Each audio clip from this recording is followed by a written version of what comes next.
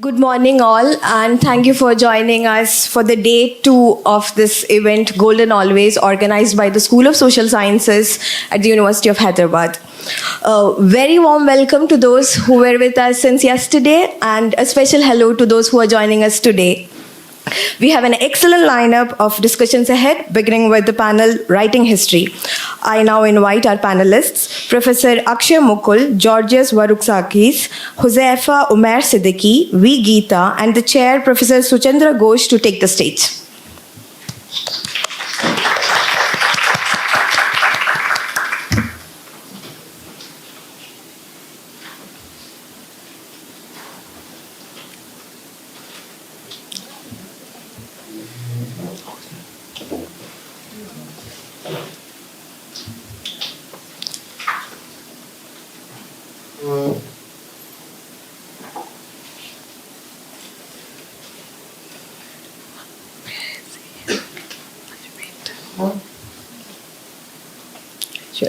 Should I invite? Yeah, please. No.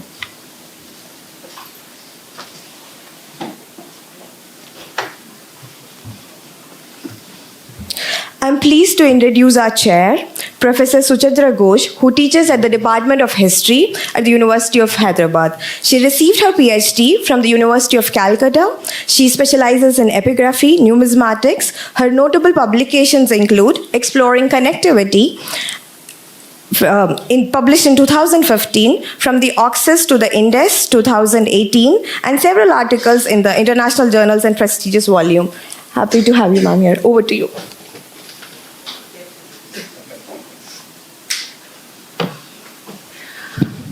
Thank you very much. A warm good morning to all of you.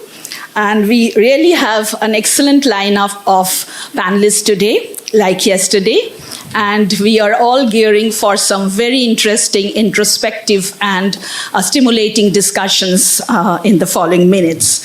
So now, my colleagues from this university and from my department, from other department, from the School of Social Science, the Dean Social Science. And I must begin by thanking the Dean for including all of us into this endeavor, and so that we can really have a stimulating discussion on writing, society, history, identity, politics, and everything. So now first I'll introduce the speakers, and then we will follow the discussions. So the first speaker, the first panelist today is Akshaya Mukul. Akshaya Mukul is a political journalist with an experience of more than 2 decades with reputed enterprises like Times of India, Hindustan Times, Pioneer, and the Asian Age. As an independent researcher, Mukul has contributed significantly on the landscape of Hindi literature in 20th century with 2 of his much acclaimed books. Mukul wrote an authoritative account of Geetha Press and Kalyan magazines, constituting and nurturing the Hindutva milieu of Hindi public sphere across the colonial and post-independent times. His first book, The Geetha Press and the Making of Hindu India, received several prizes, of which Tata Literature Life Book of the Year Award and the Atta Galata Bangalore Literature Festival Book Prize may be mentioned. But what is also important to record is that he refused to accept Ramnath Goenka Excellence in Journalism Award in 2016, that he, because of his strong political position against the current majoritarian regime. So this is something which we should appreciate. He has recently received Kamala Devi Chattopadhyay New India Foundation Book Prize 2023 for his monumental work on the biography of Sachidananda Hirananda Vatsayana Agaya, very normally known as Agaya. And the name of the book is Writer, Rebel, Soldier, Lover, The Many Lives of Agaya. I should congratulate him for this monumental work. It covers 800 pages, and it is indeed a very an incredible book. After Akshaya Mukul, I would like to introduce Georgios Varouxakis. I hope I have pronounced it properly. He is a professor of the history of political thought at the Queen Mary University of London since 2006, and the co-director of the Center for the Study of History of Political Thought.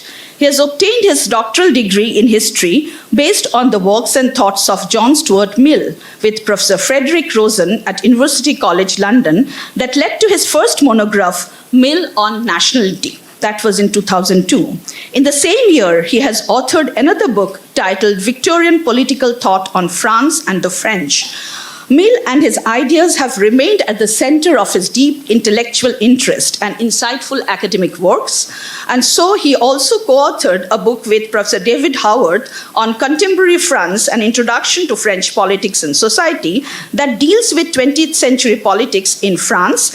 And then one of this very important work also surrounding Mill is he wrote, which is in the series Ideas in Context series from the Cambridge University Press, and where the title of his book is Liberty Abroad, J.S. Mill on International Relations.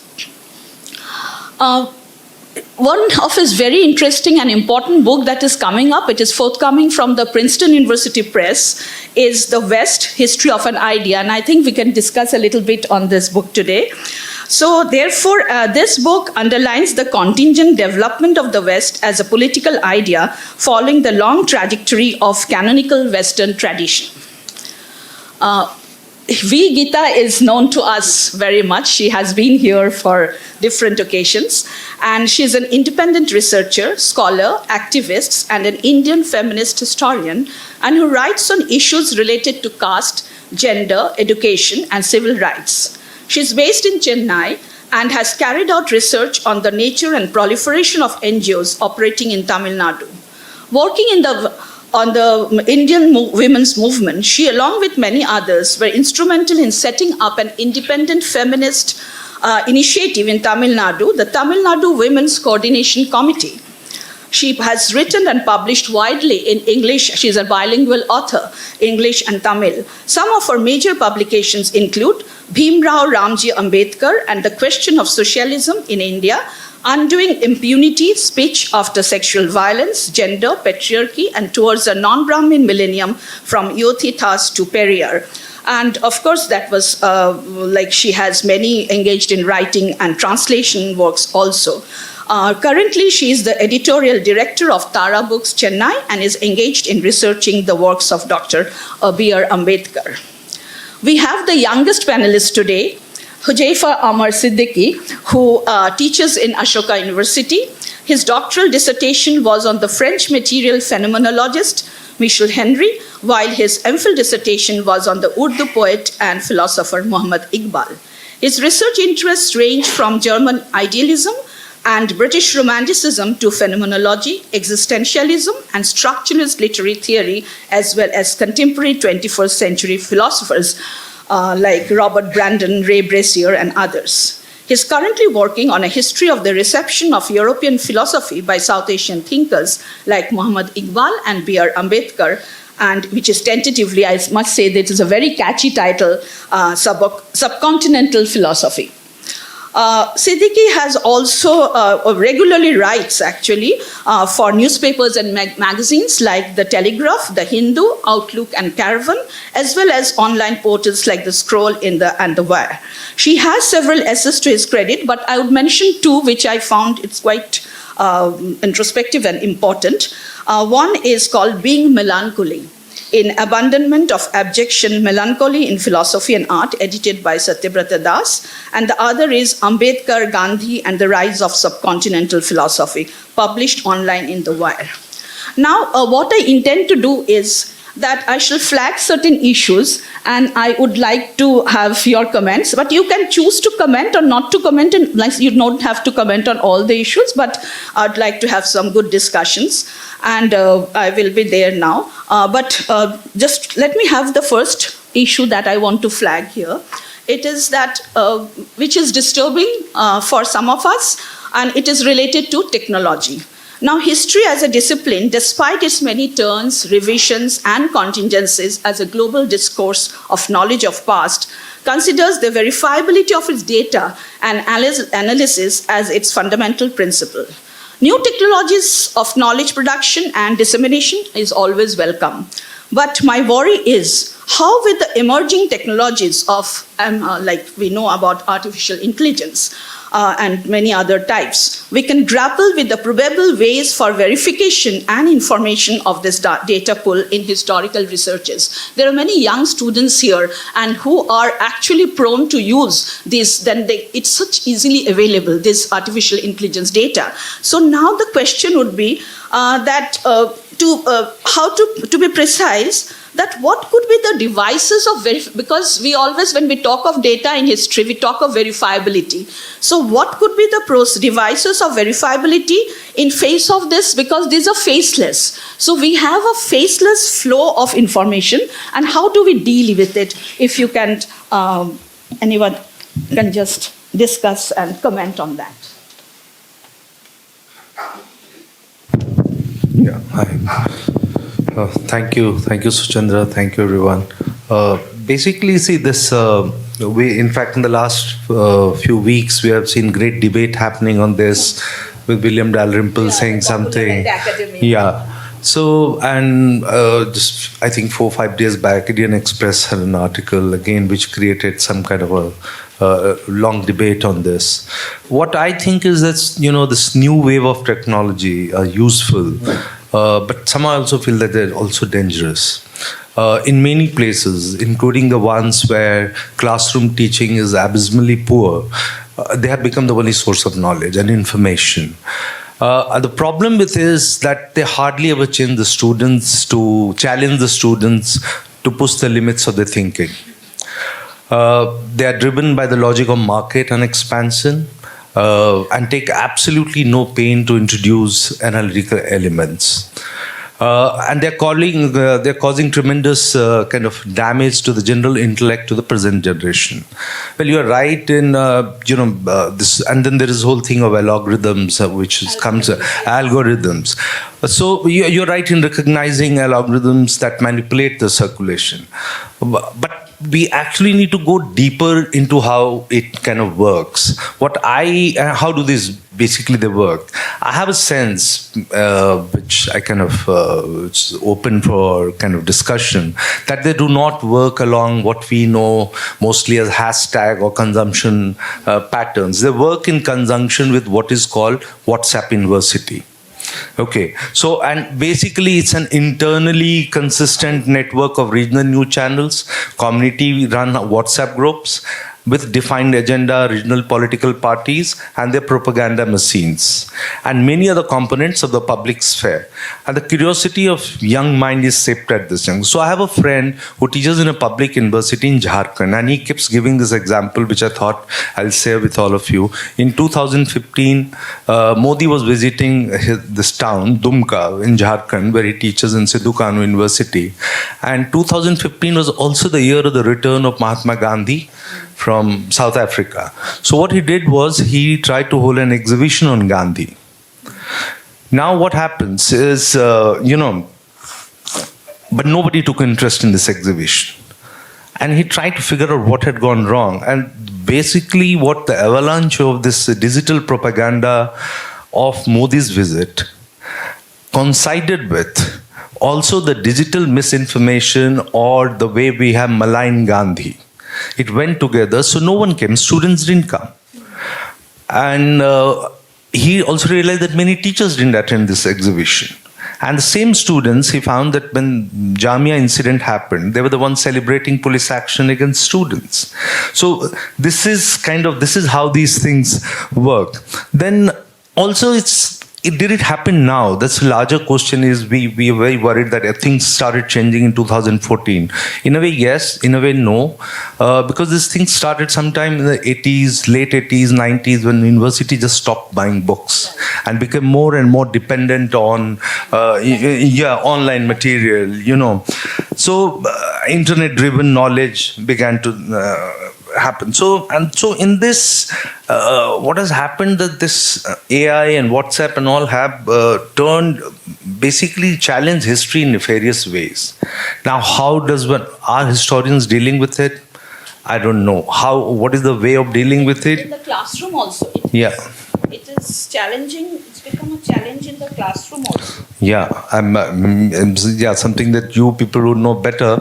Yeah, and this is, and then they come up with this. I have seen briefly. I've taught not history but media studies in one or two universities, and I've realized it's the same problem. Even when a bit of history, when you give them context, a background of what is happening now. For instance, on Hindutva politics, so the larger history of what is happening now, and ask them to read. They don't read the text. They come up with through whatever they have gathered through internet, half-baked knowledge. They don't want to read texts, and everything is based on that. So, habit of reading has like. Yeah. I was actually yesterday evening through dinner. We were talking with Geetha, and she had some interesting inputs on this. So, can we? I wouldn't mistrust students so much and their ability to differentiate what is available via AI and through other means, because the question of verifiability in history has always been contentious. And the historian has always had his or her or their double, the doppelganger. So you have the antiquarian, you have the historian, you also have the publicist who's equally invested in history. So you have, Prachi Deshpande and others writing about the kinds of lines of historiographical argument in colonial Maharashtra, for example. So there's always been this question of which version of history holds traction in a wider sense, and how might one think about verifiability itself in that context. And history is also not something that's a fixed point. Rather it's a moving point. The manner in which at every specific historical conjuncture or moment you relate to the past remakes that past in particular ways, and you look for fresh evidence as well. And that might at that moment appear unverifiable or might appear a piece of speculation. For example, the historian Sheila Robotham raised this question. If you were to write the history of revolutions from the point of view of what changed the lives of a majority of women, I would give cheap contraception a primary place. Because that made non-marital sex safer to practice and widely available and changed the nature of social reproduction. So she says a contraceptive revolution I would put along with the French Revolution. But that might seem speculative and problematic to some and unverifiable. But I also think those of us who do history in terms of where we are located at a particular conjuncture and how we address questions of what is history and what ought to be also part of our knowledge of history, we do end up doing all of this. So perhaps we might also want to think of the history of verifiability itself, which is a complex question. Because I think one of the things is that as a publisher in the 90s, when digital technology emerged, there was a lot of brouhaha about the end of the book. The book is not going to exist, and we're still around 45 years later. So I do think there's a manner in which perhaps we might want to historicize this moment to help us deal with some of the issues that it raises for us. And I think that is one approach. And the second approach is that perhaps we might also want to understand it in the context of, say, where does a young person learn? It's clearly not only in the classroom. And for many of us, outside spaces, public spaces also, or educational forums. Absolutely. And I think there's been a proliferation of public spaces with diverse voices emerging in these spaces of late. I mean, if you were to think of the rise of the Hindu right in dialectical terms, you might also want to see this as a moment, the long historical durée, the circumstances which has caused the Hindu right to emerge, is also the moment that has produced a proliferation of Dalit, Bahujan, Adivasi and queer voices. The same historical moment has seen the eruption of all these things. You have more than ever, just at the moment when the Hindu right has been assertive, you've had a proliferation of, say, something like Muslim women's groups in this country. How might you explain that? Right. Starting from the late 90s. And there's been so much exciting debate about personal law, how might you talk of the past. So whatever the interventions of the Hindu right, it's clear that they don't hold the monopoly on conversation, except that they have the means to insist on their ownership of that monopoly. But I do think conversations have happened in diverse places, and students, I think, are less or more discerning than perhaps we sometimes give them the credit for.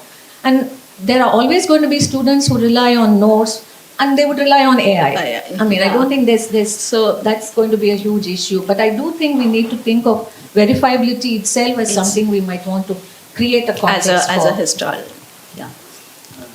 Yeah, first of all, thank you for having me here, and I'm really honored to be in such a distinguished panel. And I just like to start off with the question of verifiability that Geetha brings up, and also bring it perhaps closer to the problem of artificial intelligence and these new technologies in education and philosophy. Right. One of the things that when it comes to the question of verifiability is that it's quite essentially a very fundamental philosophical problem. Right. And one of the, you can say, the founding moments of modern Western philosophy is at least born from this desire to find a very stable ground in which whatever is verified by the sciences or by knowledge systems can be absolutely verified. So when Descartes begins to talk about this question of what is absolutely known to me, the preconditions for that are also this a kind of profusion of knowledge, this profusion of knowledge systems, which is a result of the, you can say, the colonial contact with so many other cultures and their own verifiable or their own, you can say, apparatuses of verifying. Now, what happens with Descartes, and he, in a certain sense, covers over this entire tradition of medieval scholastic philosophy. He covers it over by postulating that there is something like a deceptive God. So if Descartes is this kind of the point of high skepticism in modern European thought, then it begins with this concept of a God who's a deceiver. God is deceptive. And if God is deceptive, then how do you find a position from which absolute knowledge or absolute verifiability can be, you can say, proceeded towards? Now, within this tradition of modern Western thought, we have these two, you can say, pivotal moments. One of which is the moment of high skepticism, in which God is deceptive, and the other is the moment of high nihilism, in which God is dead. Right. Now, between these two, you can say, poles, that entire tradition, you can say, oscillates. Now, when it comes to something like the contemporary, when we're talking about artificial intelligence, right? Now, what is interesting to me about this moment is that we are trying to contest both, you can say, an absolute skepticism and an absolute nihilism through the means of this technology. But what's so interesting about this technology, or at least the way that it's, you can say, marketed or propagated, is that it's supposed to be an absolute thinking subject, a new kind of thinking subject that's being produced, super intelligence, artificial general intelligence, all of these, you can say, terms thrown out all the time. But this subject is one that is not really a subject in the sense that we are.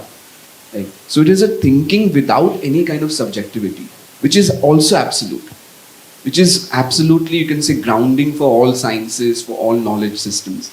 And we're living in that moment in which verifiability is no longer tethered to the subject as the ground. So it is a very different kind of like a time in which, for example, if Descartes begins by grounding knowledge in the subject as the thinking subject, as a thinking thing, we have now a kind of discourse in which the absolute grounding of knowledge is, you can say, based on thinking, but not on a thinking subject. And so what happens with the question of verifiability when we no longer require subjects that would be the grounding force of verification? Right? I think that's one of the problems that are really interesting at this point. Yeah, that's an interesting proposition. But as a student of history or a historian, we also look for sources and then the empirical sources and all. So some amount of we cannot totally nullify the probability of verifiability. We have to have some kind of verifying elements to actually put forward. Now, what is the situation in your classrooms, or that we would like to know? Or how do you think about it? It's work in progress. So how long do I have?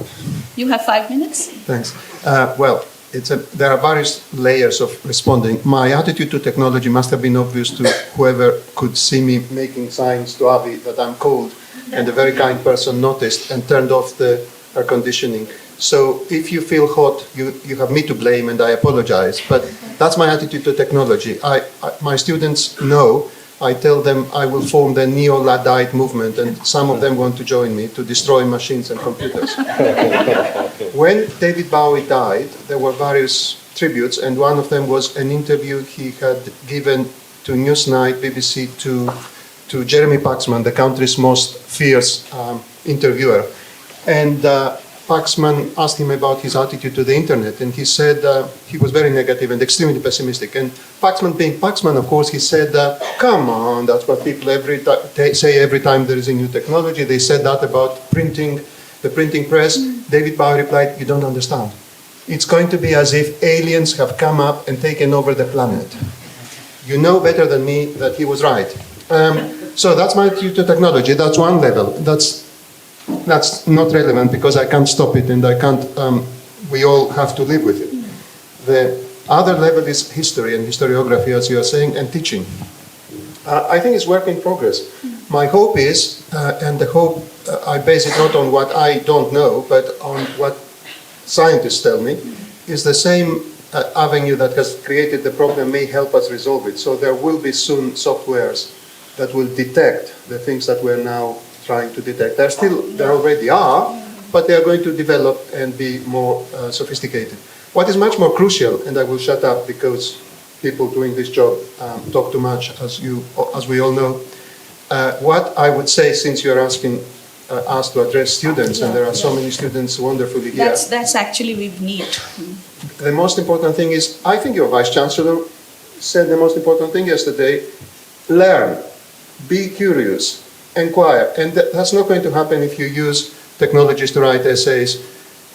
Make use of this time, because you will never be young enough, you will never be enthusiastic enough in future years. Don't become cynical already. Don't become, what's the word? Don't look for the easy solution now. Now is the time to challenge yourselves and to acquire skills that will later be useful to adapt to new technologies, new challenges, new situations. If you just follow the softwares that companies create for you in order to make you more and more dependent on them, which we all know they do, it's such a shame. Don't play their game. So try to use the technologies to your best interests, to your benefit. Obviously, the availability of texts on various archives online is a very good thing. Yeah. I couldn't agree more with you there. It works both ways. We have all benefited from that. Despite what I said earlier, and my attitude to air conditioning, you cannot avoid technology. I'm not recommending that, and neither do I. Try to make the most of it, but my advice would be to not follow the easy way of just, because first of all, we notice. I mean, it's work in progress, at least in our university, but we are working very hard at it. We notice, we make students know we notice, and very soon we'll have ways of proving. So don't waste any time, would be my advice. Thank you. Okay, Can I thank just you. have a very brief please, remark? yeah. I just want to continue with what Huzaifa was saying. I think the untethering of verifiability from the subject, in a philosophical sense, is also something that you find in a lot of critical dissenting thought about religion, for example. So if you pick up a text like Ambedkar's Riddles of Hinduism, one of the methods that he uses to understand the so-called infallibility of the Vedas is he uses a model of biblical criticism, which is how is the Bible constructed as an infallible text. So the whole question of verifiability and infallibility also have a longer philosophical and religious history. And it's worth thinking about our current crisis in those terms as well, because if there is an absent subject, and then you're made to sort of imagine that all this knowledge is sort of somewhere self-generatedly there, that's an old philosophical problem as well, and a whole historical problem as far as India is concerned, in terms of how we have received the tenets of what is considered religion. And I think for those of us who've been engaging with anti-caste thought, that has been a very significant line of inquiry. That how might one work against the infallibility claims of these ideas? And I think if you were to think of verifiability as an issue and infallibility of it as an issue, we can also broaden the scope of this debate in interesting ways. Right. Thank you very much. Now, very much it's related to this whole idea of this artificial intelligence or this kind of technology. The other question would be regarding textbooks. All of you at some point of time must have had history in your classrooms. So what is your, when we look at textbooks for a country like India, it is so diverse, regional diversity and everything. So what will be your take on how do you want a textbook to be like? So what my question is actually that the possible reception and accessibility across the subcontinent, considering the inequalities and diversities in Indian society, and can we really have a textbook that can cater to a pan-Indian student population? Why I ask this? Because we have so much of regional diversity, and particularly I'm talking about the history textbooks. Suppose when I'm writing sitting in Bengal, I talk of Bengal because I'm from Bengal, then obviously in my textbook, there will be some kind of reference when I talk of Reformation movement or something. So the reformers will always be from Bengal. Whereas if it is from some other places in South India, they will also know, they will be from that place generally. So the question is that how far textbooks are taken to be seriously. I was talking to I won't name him, and he said, textbook, this is a joke. So do we think, how important are textbook in the present scenario? Anyone can answer, it's up to you. In the textbooks, same dilemma, as you mentioned, which textbook are we talking about? There's so much diversity, we have so many boards. So it's very difficult. What exactly constitutes a school textbook?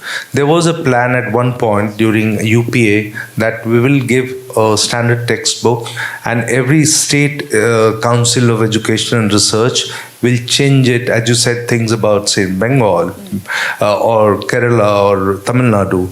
But that didn't work, because then they realized what will a state ruled by opposition party will do to the text. Okay, so that also didn't Politics work. Also and so the comes politics comes. Actually, textbooks, It's school very textbooks political. It's very is entirely about political. So, and also about, this something about the communities and the marginal communities in the textbook that we were also talking about. Say, look at some of the old NCERT textbooks, for instance, and if you look at Ancient by Romila Thapar, Irfan Habib, or Sumit Sarkar, the three leading historians, Satish Chandra, all of them. Now, they are often called the Marxist textbooks, but I don't remember, I read the same textbook in school, teachers trying to explain what was the Marxist influence in these books. No one explained us. What was the historical materialism at the school level? No one was teaching us. So those books got panned, those books got completely removed. We no longer have those textbooks. So this remains an ever controversial subject, and I really don't have a kind of answer to what should be a standard textbook. Because every time it has been tried, something else has come up, and it has.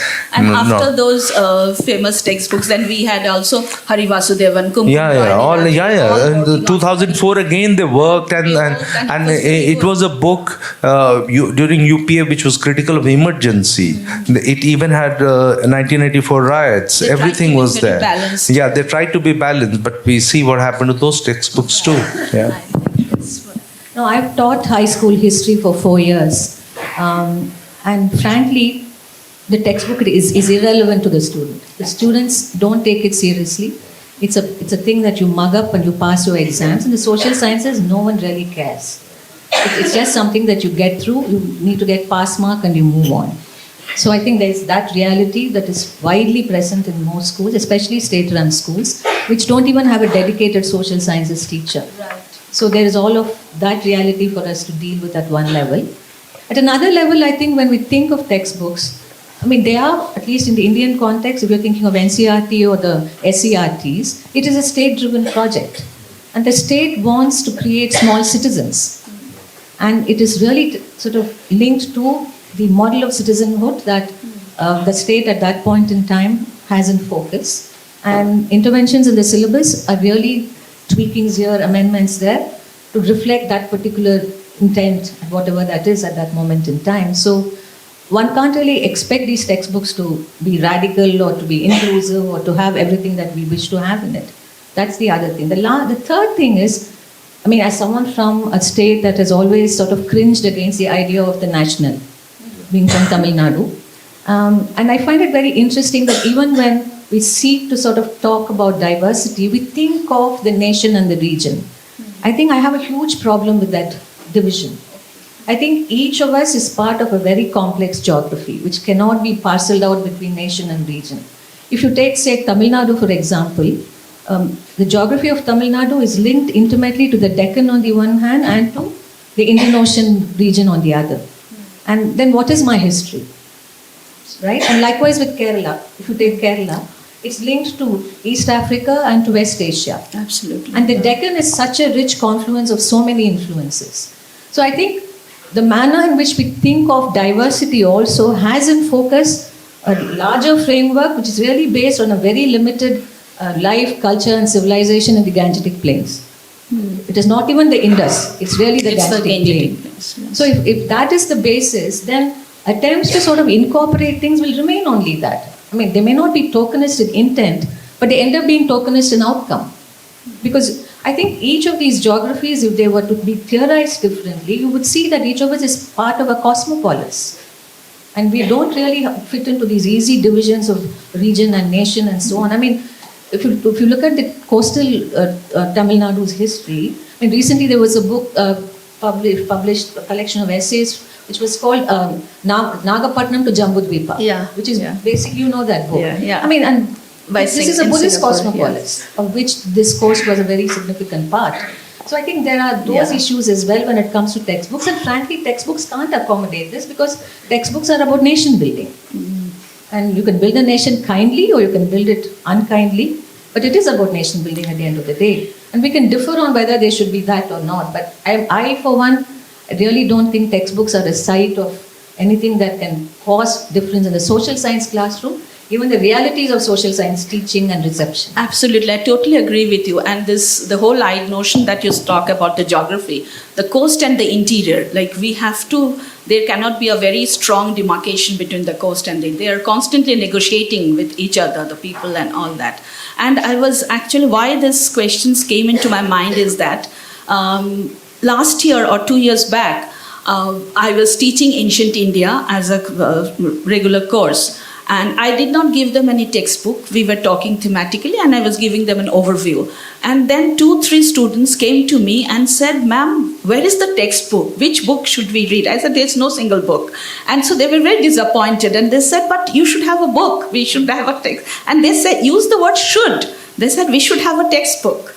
So then that led me thinking that, and of course, yes, Huzaifa.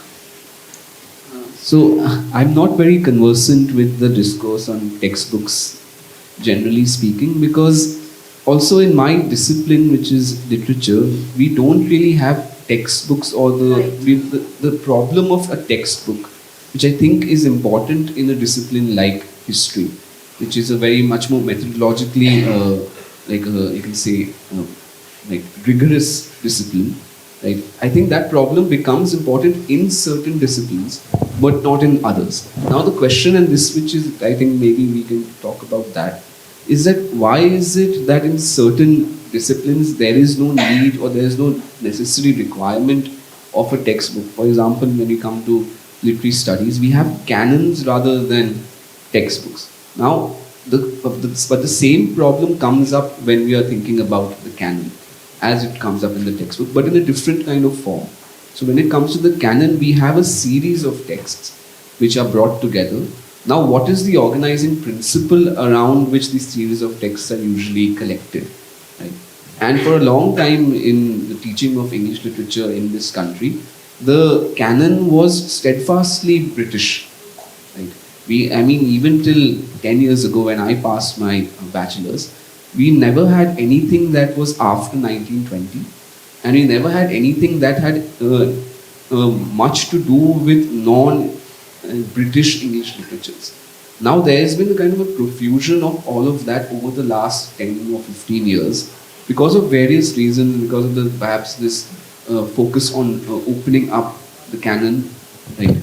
This question of textbooks is one that doesn't really resonate with a lot of disciplines outside of disciplines in which you need a certain, you can say, method or methodology to be imparted from a very, you can say, from the very start. Right. So I mean that's what I think. Yeah, totally. So do you have any comment on that? Thank you. Can you hear me? Yeah, yeah. Thanks. Well, sitting next to you, having taught 4 years in schools, how I shouldn't speak at all. I am the least qualified to speak. But outsiders can be useful indirectly. So my perspective is of somebody who has lived most of his life in Britain, but has never gone to school in Britain, and was educated and shaped in another country that has gone through a trajectory of, when I first went to primary school, there was dictatorship. Within months, it fell, or within a year. Talking about age, now I have betrayed my age, because Greece is a democracy for the last 50 years. There was a democratic government which was conservative for 7 years. There was a socialist government for another 8 years. There have been many governments. There has been immense improvement. So I'm aware of what the textbooks were teaching during the dictatorship and how distorted history was and how one-sided it was.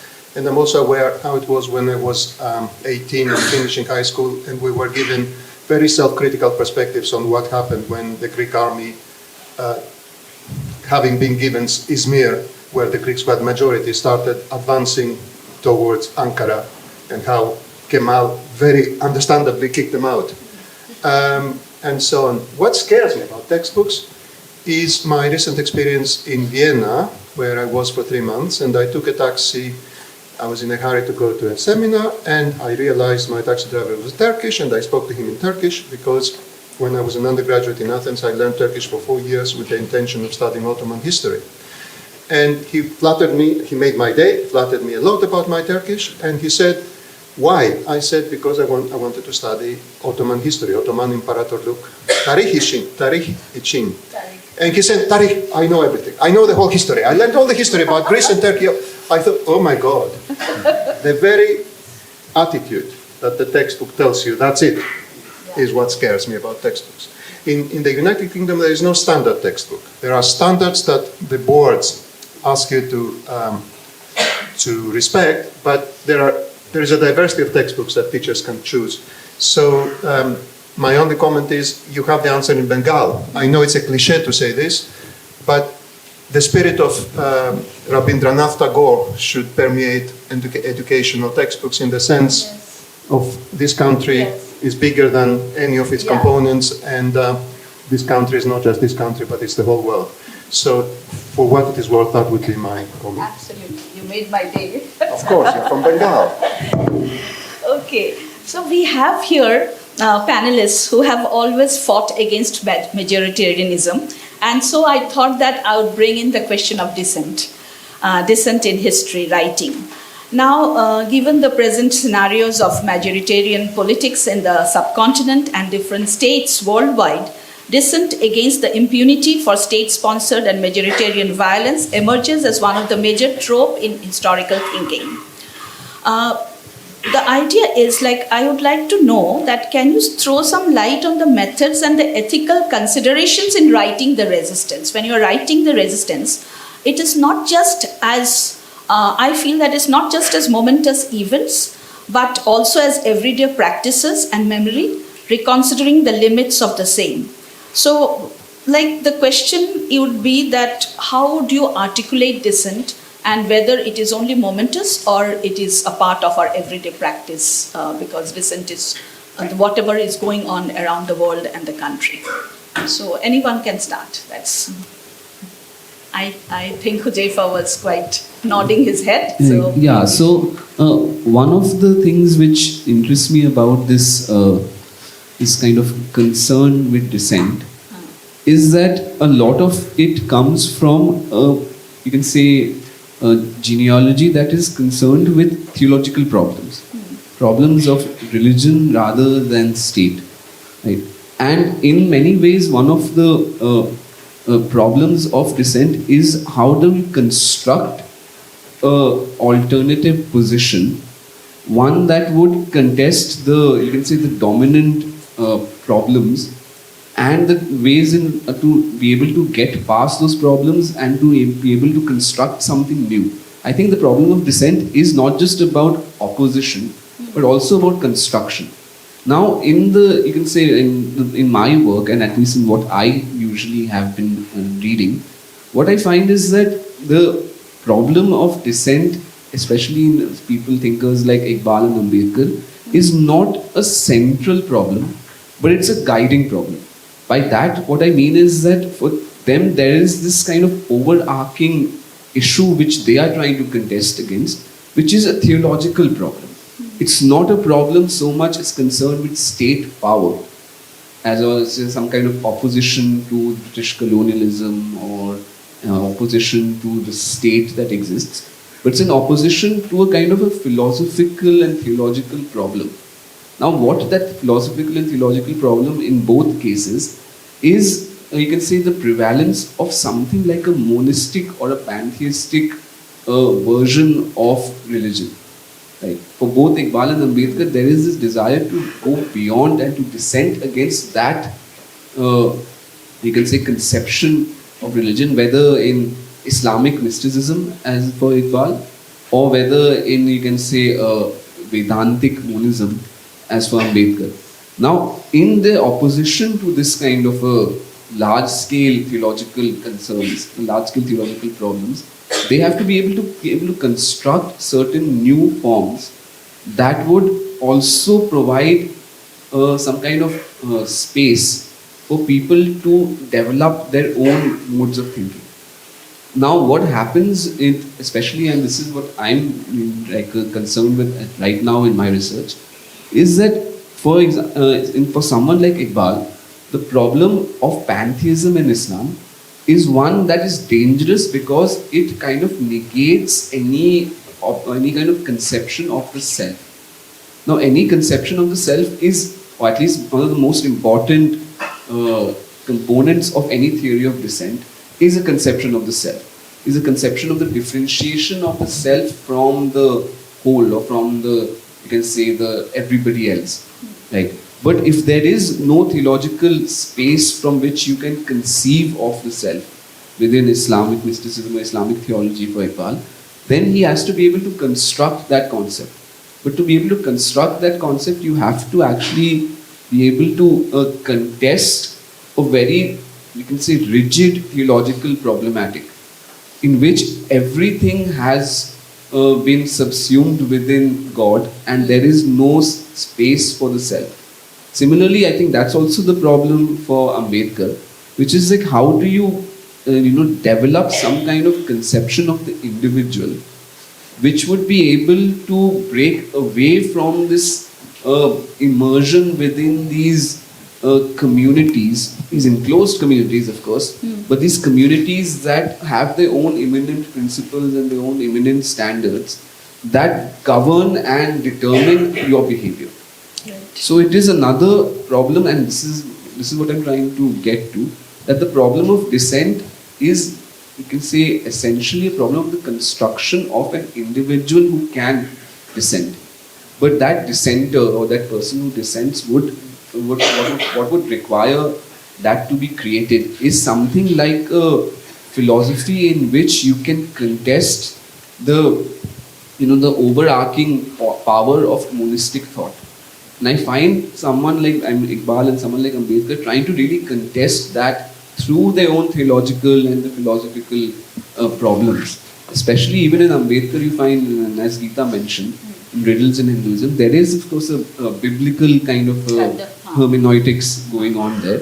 But there's also a desire to find some kind of figure or some kind of responsible individual conscience that will be able to bear the force of that criticism, be able to carry on that critique, to be able to construct that critical self. I think this is what I'm trying to just talk about, is that this desire to create this kind of critical individual self is the major problem in people like Iqbal and Ambedkar. And that problematic is one that is necessary for something like a philosophy of dissent to be activated or operationalized. Yeah. Dissent is also linked with otherization. So if anyway, Geetha, please. No, I think if we are thinking of dissent and history in the current conjuncture, obviously we are faced with this majoritarian state and its policies and its actions.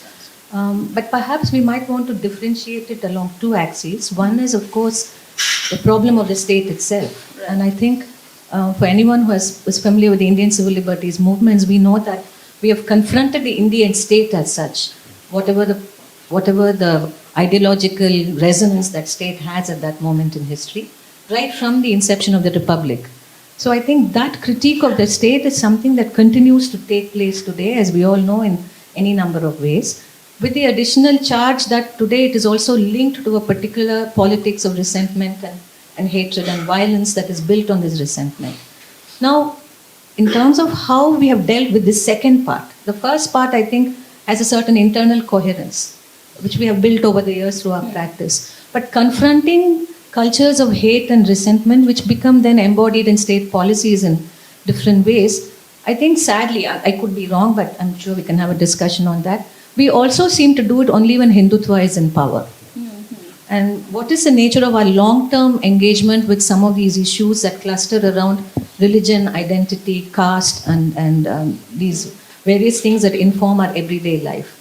Yeah. So I want to look at it from the point of dissent itself. So let's say, take recent developments in Tamil Nadu, for example, where the Deputy Chief Minister has been charged in court for saying things inimical about Sanatana Dharma. You all perhaps know this case is going on and so on and so forth. Now, what's interesting about dissent also, it is equally canonical.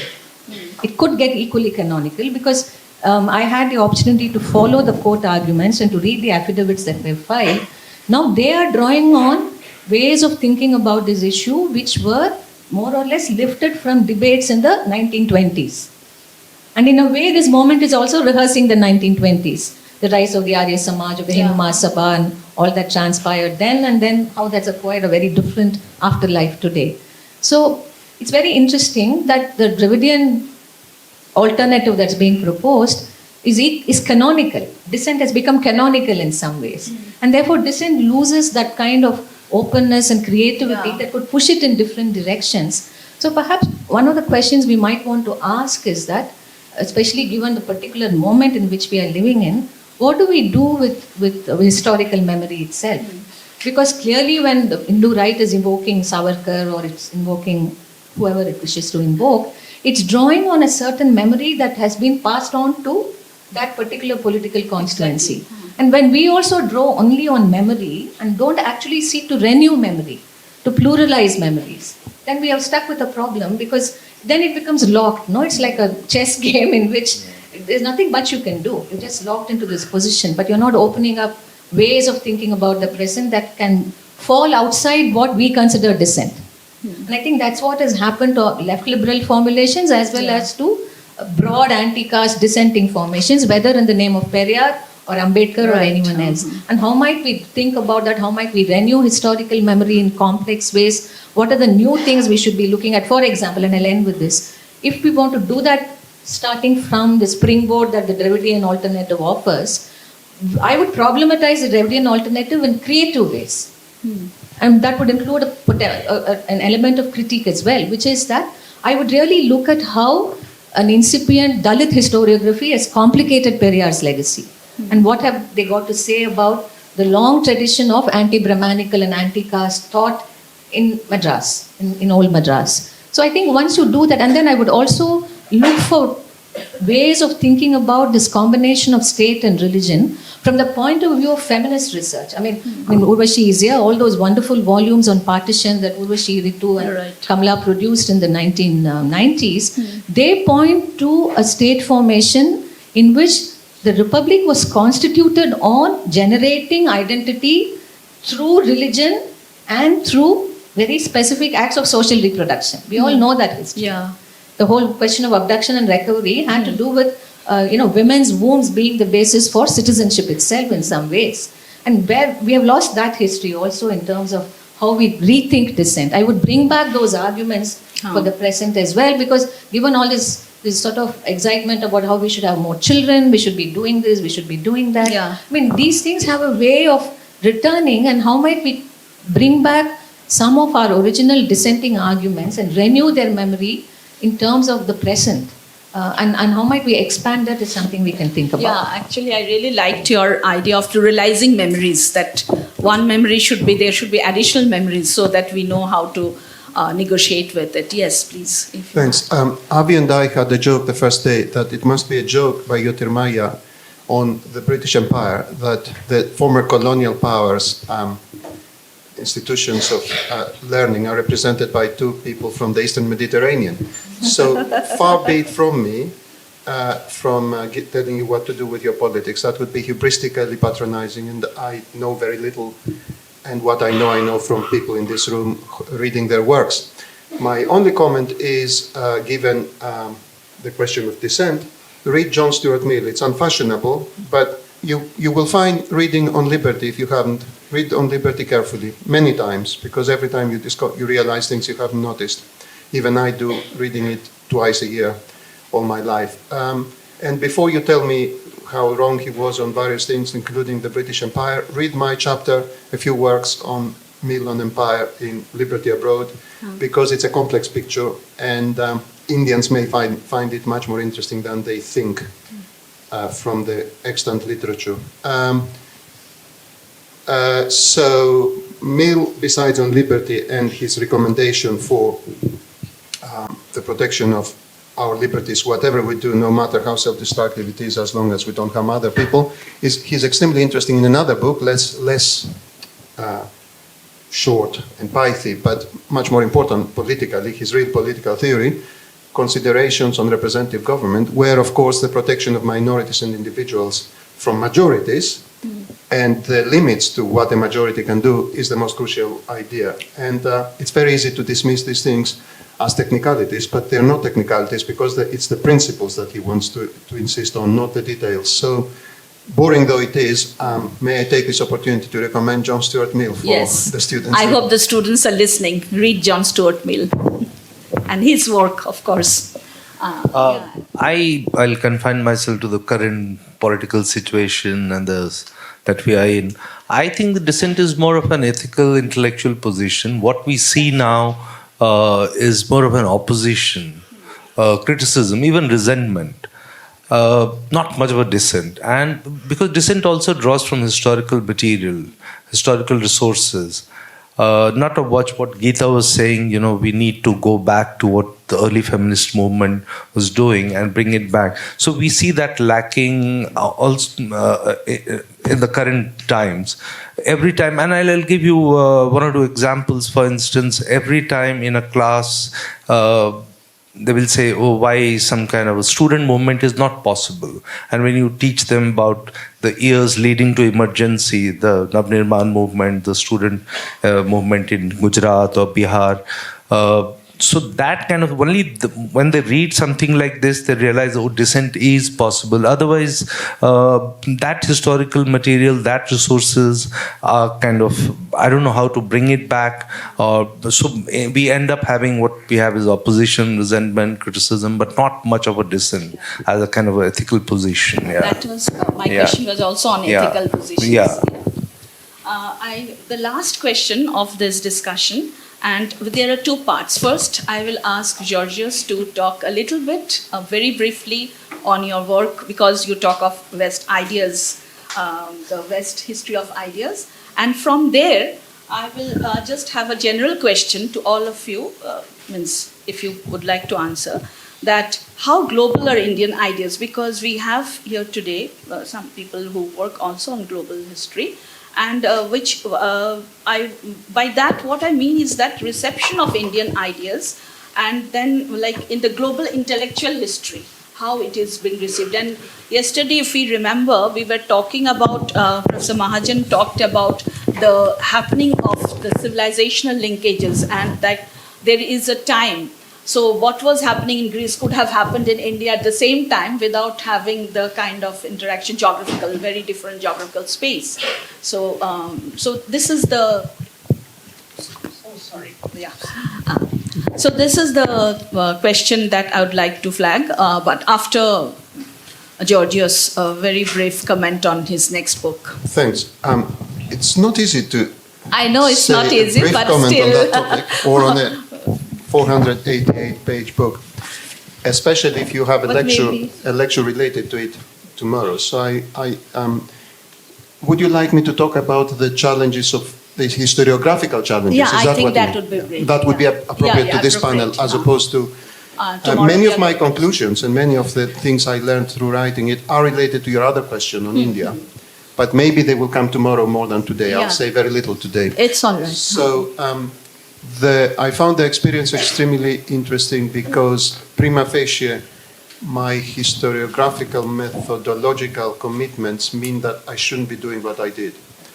In the sense, I believe in context, in studying ideas in context, as the wonderful, inimitable lecture we had yesterday reminded us. I couldn't agree more. So how can you do a history of an idea that I focus on for 200 years, more or less, plus a prehistory that begins in 395 with the division of the Roman Empire, which then is taken up as the prehistory by people who want to justify the name they choose and so on. So there is always a price to pay. There are always gives and there are always drawbacks, but I try to do what David Armitage calls serial contextualism. I follow particular moments where the meaning of the idea changes. And of course, as you said yesterday, as our speaker yesterday said, historians are very interested in change and conceptual change. And when does the meaning of a concept change? And that's an important thing, not only for historiography, but for politics, because the words have multiple meanings. And yesterday you asked a question in the very end, actually, about what do you do with that information now that you know that the term had several different meanings? Exactly that is one of the major arguments of my book, by the conclusion that some of the meanings are used by different groups and different layers of the genealogical accretions that the concept has acquired over centuries, are used by different political sides to pretending to just talk about a clear concept. The concept is not clear, the concept is contested. So that I found fascinating. All I will say, because I could go on forever, and you know the temptation when you just finished the book, all I would say is that I found the long term, what is in a way the handicap, that by definition you cannot focus on the context as much as you would if you were working on a particular text in the 17th century and you try to find all the contextual evidence. When you deal with hundreds of thinkers and texts of many different genres, including novels, poems, and so on, the price is that the focus will not be as tight. On the other hand, the long-term, the longue durée approach that I took, hopefully will convince people there was a point when they see the conclusions, because there are some themes that are constant or come back again and again and again and again. And only through that long-term approach do you notice the importance of some of them. I will not go into them because I fear it would take too much time. If we have questions related to that, obviously we'll expand. Thank you. As a practitioner of history, I've always been in love with the longue durée approach, and I think it works in many cases. Yes, your comments on it. So one of the things which is quite apparent to all of us is that we really look at the way that European ideas have influenced us or our thinking in the Indian subcontinent. We really we have a lot of focus on that, which is true. That's why the question is that which is perhaps you can say it makes a lot of sense as well, because of the way the education system, knowledge systems, they have been structured over the last 200 or 250 years of being colonized. Now, what is interesting to me is not the way in which Indian ideas or ideas from the subcontinent become global, but the way that these ideas from Europe and these problems from Europe rather, how they are digested and assimilated and transformed in this kind of crucible of politics and philosophy and theology within the subcontinent. Now, in that digestion, I actually find some kind of like a way in which these ideas from here can actually perhaps contribute and transform and have an influence upon ideas in a global sense. So one of the ways and one of the questions that I've been thinking about for some time is that how does this kind of a problem of, you can say, nihilism in Europe in the 19th century, we have a lot of thinkers who are concerned with that problem. Nietzsche, of course, one of the most important representatives of that tradition of nihilism. Right? How does that question of nihilism come to be translated within the subcontinent? Right? What do thinkers do with that question of nihilism? Do they accept it and do they just become kind of Nietzscheans? Or do they try to, you can say, transform it, translate it in their own ways, and then perhaps you can say find interpretations for that nihilism or for that problem that would be, you can say, groundbreaking in their own right, right? And that is, I think, the way in which we can, instead of thinking of a kind of a reversal, and okay, we have always been thinking of the way that European ideas have influenced us or have structured our thinking. Now we should think about how Indian ideas can, you can say, structure the thinking of European philosophy or American philosophy. We can actually think of a very different method, which is the way in which these problems come to us and the way that we assimilate them, transform them, translate them, and give a kind of a very different interpretation to them that would lead to looking at these problems of nihilism, for example, in a very different light. So my work has mostly been on Iqbal, and I've been thinking about the way that he has been reading Nietzsche's, you can say, question on Nietzsche's problem of the exhaustion of metaphysics and absolute knowledge in the 19th century. And for Iqbal, this exhaustion actually becomes a kind of a tool or a pretext to be able to shake up another system which is in its own imminent crisis, which is that of Islamic theology, Islamic culture in the late 19th century in India.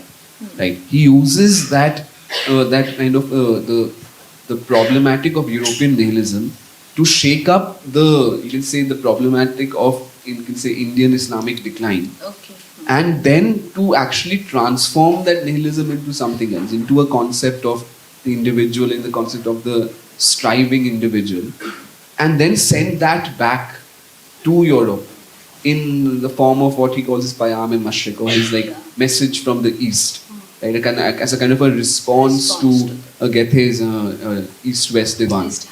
Yeah. So there is. So I would say that just not thinking about the way that Indian ideas become global, but the method that is used for that, you can say, that transformation or for that transmission. And I think that is important. Thank you very much. Yeah.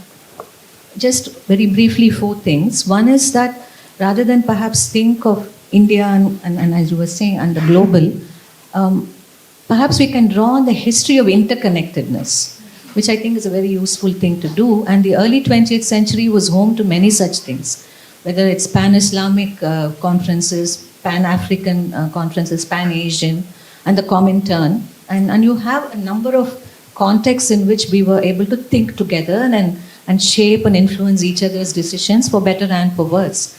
And one sees that continuing in different contexts. Definitely I can say with some confidence about how as feminists we emerged into a certain sense of our politics and our philosophy, but certainly not only in experiential terms, but drawing from a range of writings from across the world, and to which we did not subscribe in this sort of,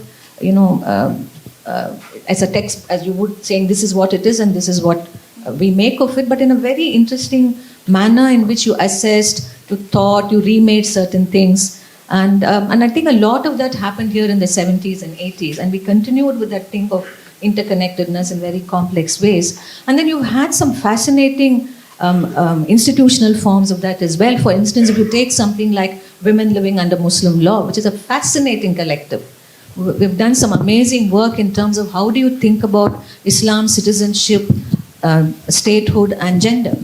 And how do you do this across what is considered the world where Islam is a major religion?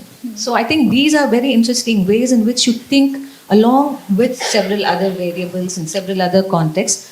The third thing that we could also think of is how whatever transpires by way of canonical knowledge systems is one thing, but in the popular realm, from the time of the emergence of print, you have voices which have drawn from diverse sources and represented them to a larger reading public. And that was happening in India from the last quarter of the 19th century and continues to happen. And I'll just end with this one example which I found very fascinating. In 1948, when the Communist Party of India was banned, C.N. Annadurai, the founder of the Dravida Munnetra Kazhagam, the DMK, published a small pamphlet on Emile Zola, which was interestingly put out by the Chennai Fishers Association. Just think of the variables. Yeah. And I was very puzzled. Why would he write on Zola? What is the incitement to write on Zola? He uses that title Zola to talk about the Dreyfus affair. Oh, and imagine talking about the Dreyfus affair at the end of World War II and in a context where the Communist Party was banned. It was a very interesting way of talking about dissent and oppression. And then another member of the DMK went on to write a large biography on Zola. So it's very interesting in what we make of things and how things travel.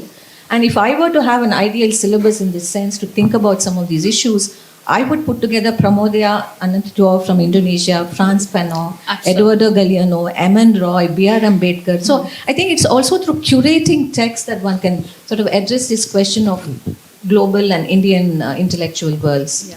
Thank you very much for making us aware about this, particularly this Emile Zola thing. I don't know how many of us know about this. I have a slightly different view and a cynical view. My thing is that how Indian are the Indian ideas? We kept talking about. Yeah. So I'll tell you, I have a pastime of seeing syllabus of universities. Periyar is still not taught in Bihar. Periyar's ideas have not reached Bihar. Bhikhari Thakur is not known in Maharashtra, or the great Marathi Dalit poets are not known in. So there is this, and then we talk of even, and I have this thing, every Ambedkar Center, which in UGC at one point, most universities got Ambedkar Center. Periyar is not taught. And I've been asking why. So there are multiple reasons. They give you the texts are not. I said every text is more or less translated, isn't it, Geetha? Periyar is more or less translated. No, in the sense, if for a student to at a university level, undergrad level, can't they? It's hard because it's not contextualized or historicized. You just have a bunch of writings put together. Yeah. So a lot of these have been translated. Yeah, so it's not, so it's a huge problem. So I see it completely differently. So our own ideas haven't traveled through, far and wide within the country. And of course, there's the whole concept, global ideas and everything, but yeah. Okay, so do you want to say anything? Or, no. Yeah. So we had, that's why can you hear me at the back? Hello. Yeah. So you have been, you had a very good breakfast today. And it's a big spread. So now it's open to question, and please ask, engage, deliberate. Thank you. Hi all, this is Ankur from Department of Political Science. Please correct me if I'm wrong, but adding to Geetha's point, it's related to what, Professor, you started as the first point, devices of verifiability. So if we do not look at these devices of verifiability with historical skepticism and or a critical perspective, these very new technological interventions such as AI would maybe become the only or chief source of history, considering the empirical methods that devices of verifiability tend to utilize, and considering AI's command over modern empirical methods such as data and others, especially when supported by the capitalist mode of knowledge production. So maybe these empirical devices of verification need to be questioned, and the question of multiple histories, including oral histories, need to be emphasized. Otherwise, some histories would never come up as histories, and the question of technology should be seen in connection to this point. My question is for you, Geetha, only. So I'm not supporting AI, but maybe even the way we are criticizing it needs to be looked at. So maybe if you could add more to it. Very briefly, I think one of the things that I would like to do is to quote a colleague of mine, Dr. Stalin Rajangam from Tamil Nadu, who's a historian and a writer. And he speaks of what is a Dalit archive, what constitutes a Dalit archive. And he says, supposing there's somebody who's undertaken a local struggle and he's passed on, and then the village wants to commemorate him by putting up a statue, and he recalls a real life incident. And they wanted it done on a certain day, the statue wasn't ready, that someone in that neighborhood whose son had died some months ago, and they had made a statue of that man. And they said, we need a commemorative image, why don't you use this statue? And he raised this very interesting question. If you verify, you will know it's not the person who died in defense of the rights of the Dalits. But the ethical intent of commemoration was far more important at that moment than actually wondering if this is the correct statue or not. So I think it's very interesting to think of different ways of thinking about the archive itself or about the sources of history in order to sort of address the conundrums posed by empirical data and verifiability. So one can think about these things in a more differentiated and nuanced way, as ethical grounding as being central to verifiability. Yes, next. Hello everyone, my name is Siddhant. Thank you for the discussion. I really like the part on dissent.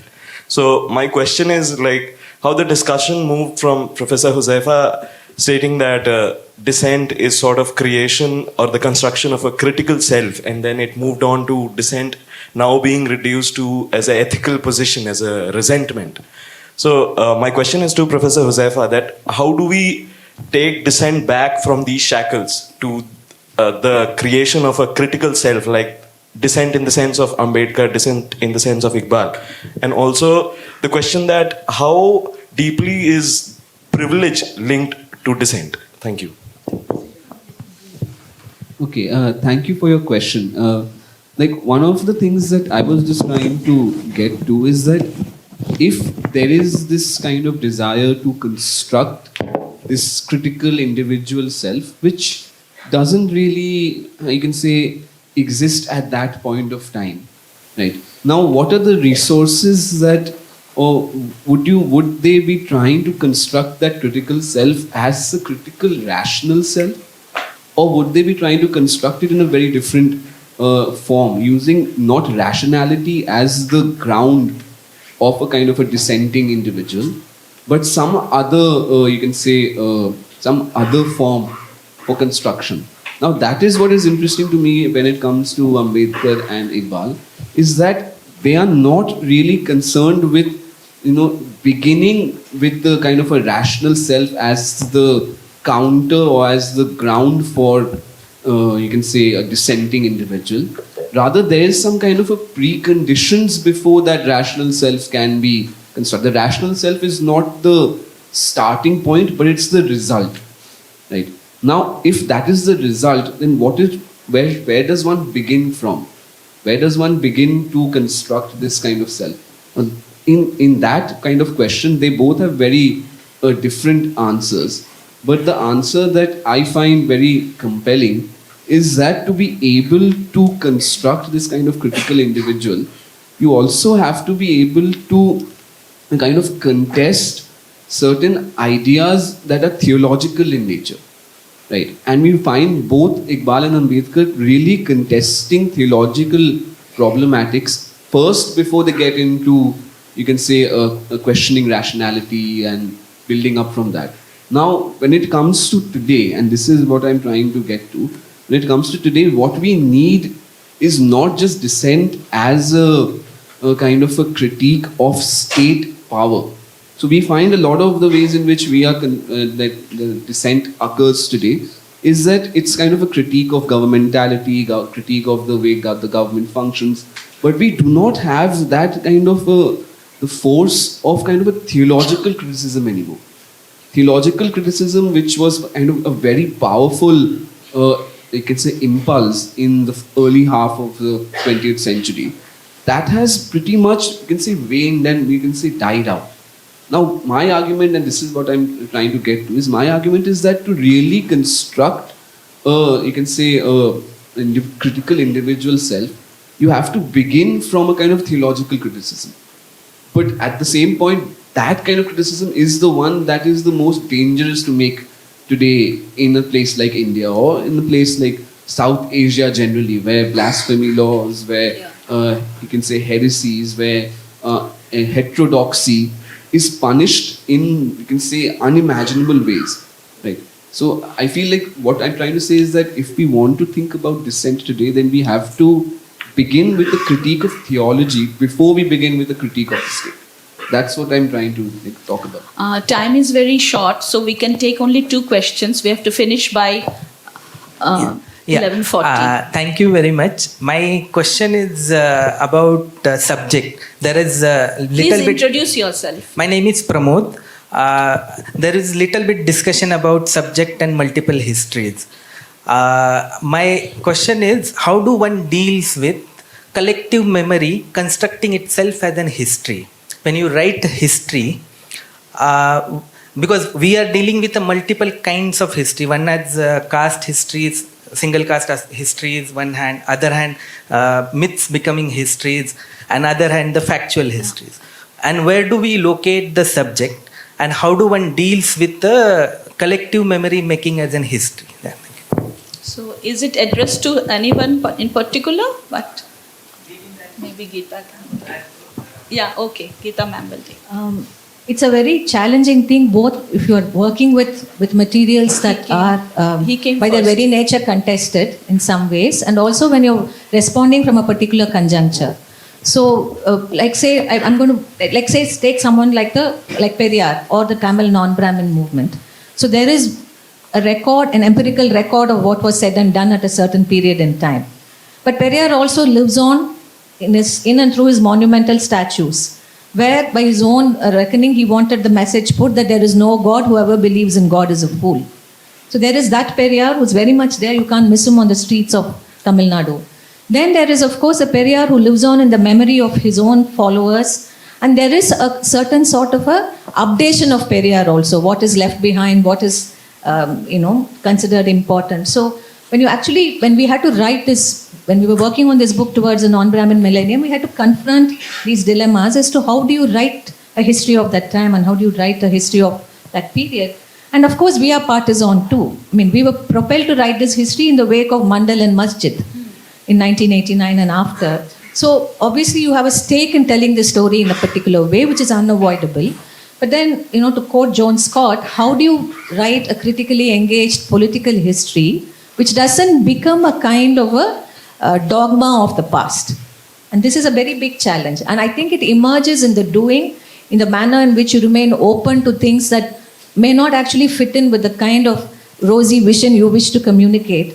And in one way in which I have personally worked with this dilemma is that whenever subsequent editions of the book have been published, I add a preface where I say this is not something that I had thought of, or this is something that I didn't anticipate. A new scholarship has helped us to rethink this. The other manner in which I have done this, because I'm also active in other contexts, is that I have returned to that subject through other methodological means and through other forms of knowledge. For example, in public teaching, how do you do it?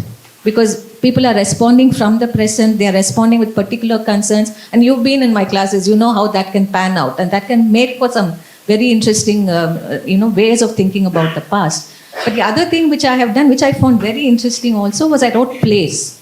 I wrote 2 plays drawing from my archival work on the Tamil, non-Brahmin and Dravidian movements. And that makes for some very interesting things because you are embodying the past on stage, but you're also working with actors who are young, who are from the present, who have thousands of questions about the archive itself. And then you have an audience that has a sense of what you're talking about through these various approaches, which I had outlined earlier.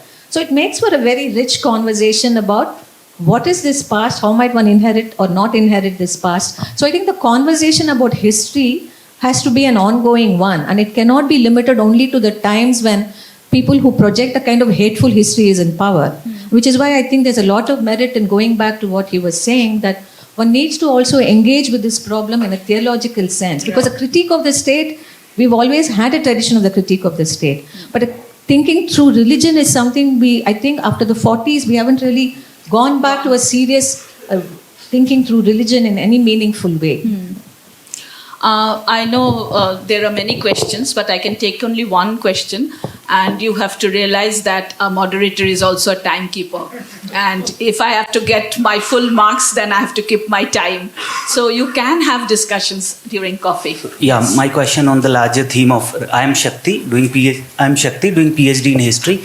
My question is on the larger theme of writing history, and my question is directly to Akshaya Mukul. I am well aware of your work from Geetha Press, the character behind it, Hanuman Prasad Poddar, to Agge, and now you are working on JP. So my question is how you move. If I have to work on Geetha Press or Poddar, then I would take another theme, the larger Hindu Mahasabha or other theme. Then how you move to Agge, who is a writer, rebel, lover, as you have the title in the book. And then from Agge, how you move to JP, who is a politician and has a role. So whether the role of, somebody was telling me that there's a role of what the publishers also demand. So one question is that. No. Second is on the question of serendipity.